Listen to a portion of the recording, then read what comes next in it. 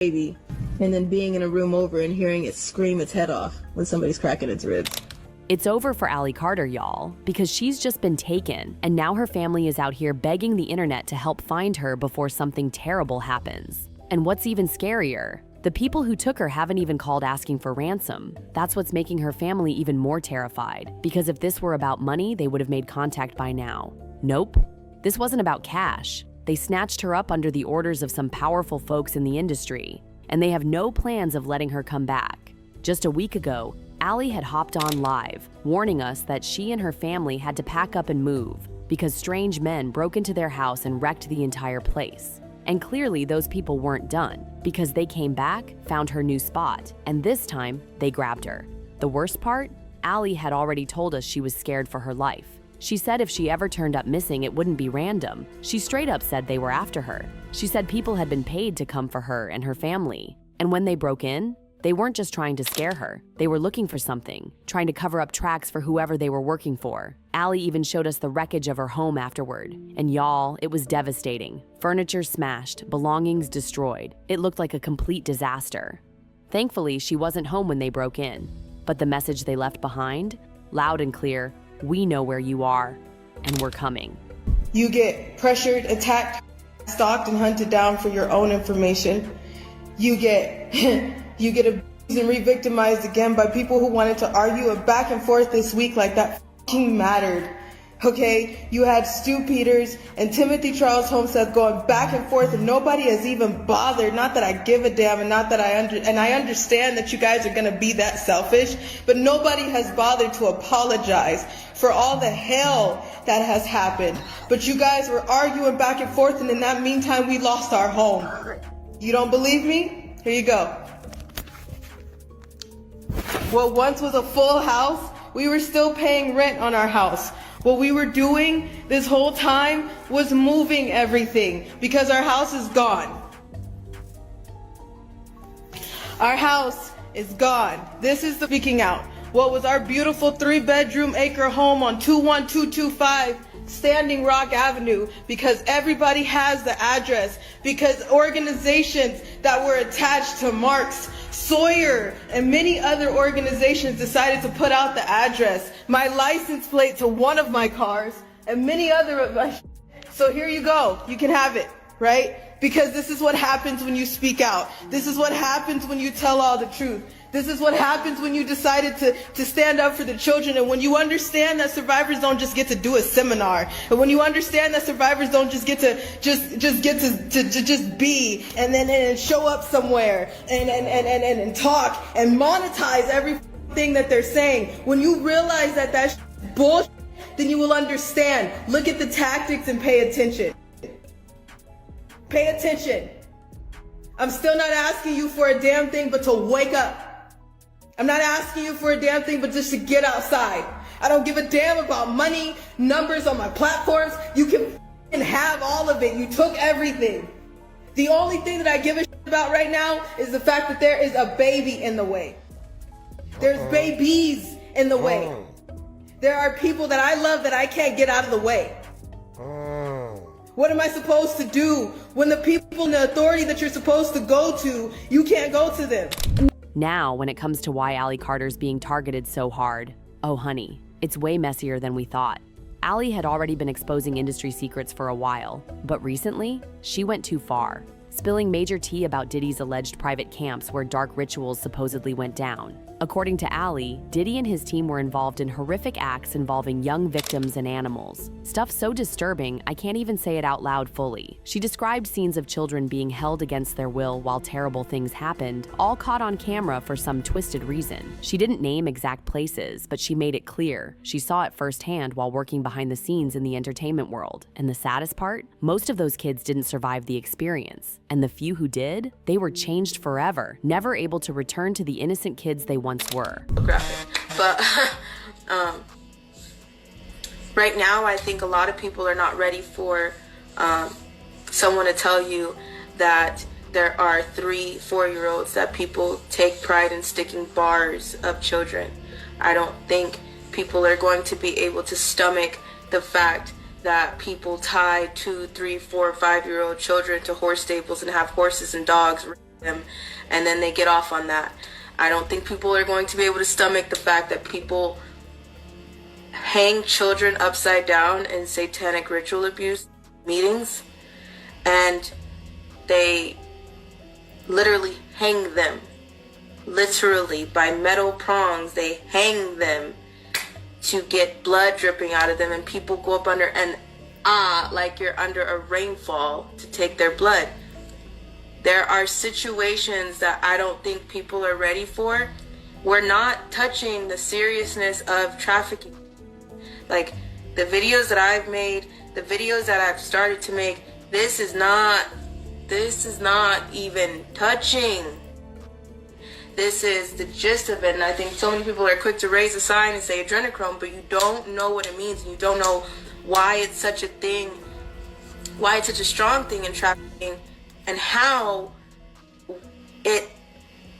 what makes it so strong. What, you know that they're drinking children's blood, but you don't know what they're doing to those children to make their blood strong enough to cause something to flip your system in order to keep you in the fountain of youth. No one believes that because it sounds like an unreal horror Disney movie that someone wrote. You know what I'm saying? It kind of is.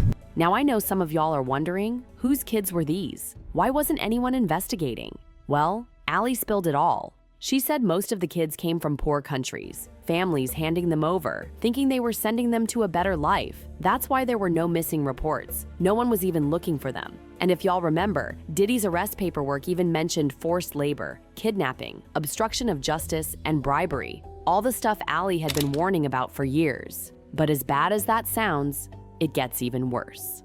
Allie exposed what allegedly happened during Diddy's private parties. And it wasn't just adults involved. There were underage boys and girls being dragged into that nightmare.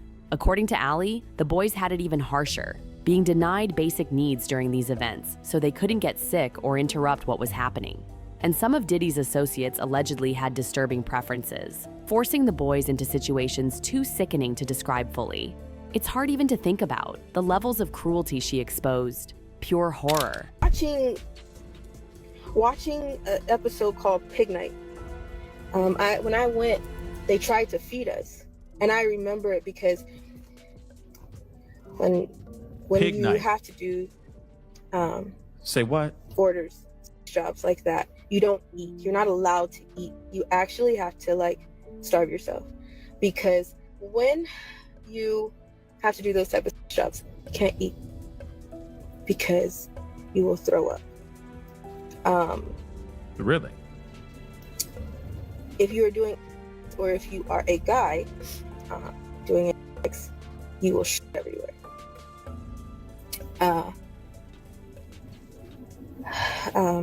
Oh boy. When this happens, your parents will get mad at you. Really mad at you. And if that is a fetish for someone, they use that to their advantage. So if you throw up on someone, you will have to eat it. If you someone, you will have to lay in it. But Allie didn't stop at Diddy, y'all. She dragged in others too. She revealed she believes that Tupac Shakur is her biological father. Allie said a nurse swapped her with another baby at birth, separating her from Tupac's real family. And get this, she also claimed Tupac is still alive. She warned that if he doesn't step forward, she's ready to drop all the receipts and reveal where he's hiding. Imagine the chaos if that bombshell ever exploded. Tupac, you won't be able to hide from the public if I do. Okay? Anybody that was in my biological family as surrogates, they know damn well what I'm talking about. All of y'all know what I'm talking about.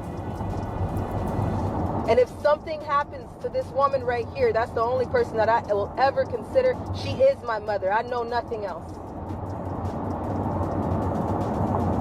So somebody touch my mama, it won't be a Sandra Bland situation. You guys will be seeing us on t-shirts. And I'm down with that because we know where we're going. But if insurance releases insurance, you release everything. And I mean everything. If a song comes on, I'm cleaning out my closet. Everybody knows what that means. So I want to tell you now, I know a lot of shit that I should not know. I haven't even got to the facilities. I haven't even got to things where things are buried. Why do I know cases that were in San Bernardino in 2005 when I was a child? I know a lot of shit that I haven't put off yet because every time I do, you guys see what kind of hell that we get. So like I said, Tupac, you know what I'm talking about, and you won't even be able to hide from your own family.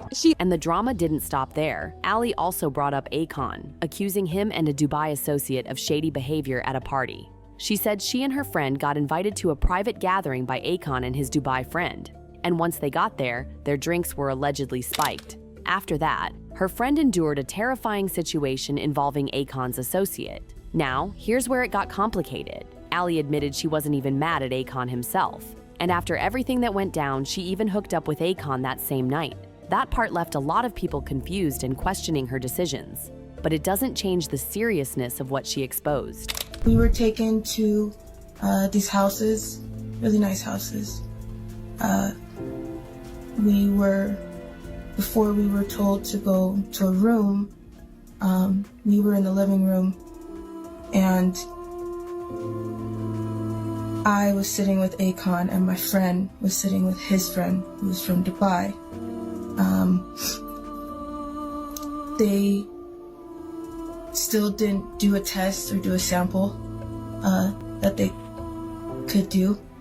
So his friend fisted my friend. He beat her. She fought him, and it made things worse. You're not allowed to help. You're not allowed to, you're not allowed to flinch. You're not allowed to get angry.